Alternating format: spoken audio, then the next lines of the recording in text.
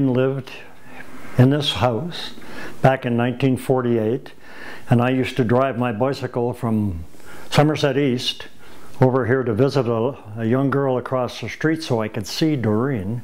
And finally in 1948 I asked Doreen to go out on a date, and we were at High School of Commerce together, and she was a year behind me in school.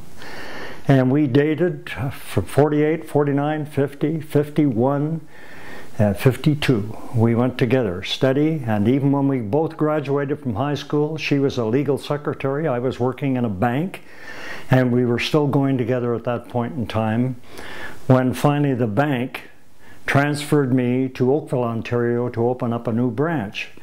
And although we had talked about marriage, her father was a very wise man, and he asked me how much money I made, and I told him, and he said, well, that's not enough to get married, aren't you? You're going to have to wait for a while.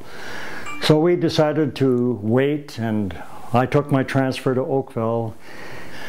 So things kind of separated for us, and eventually Doreen got married and got engaged and got married, and finally in 1959 I married another woman, and 55 years.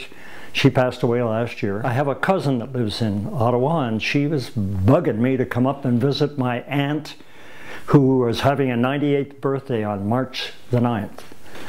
So I agreed to come up, and I thought, just on a whim, I'll call Doreen and ask her if she would go out on a date with me. When he asked me to go out, I said sure. So that started our romance for the second time.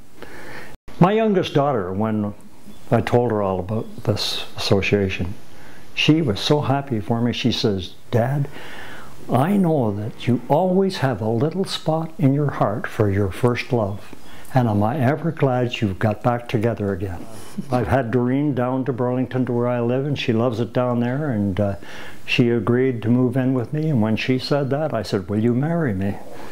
So we are going to be married on June the 6th in Burlington.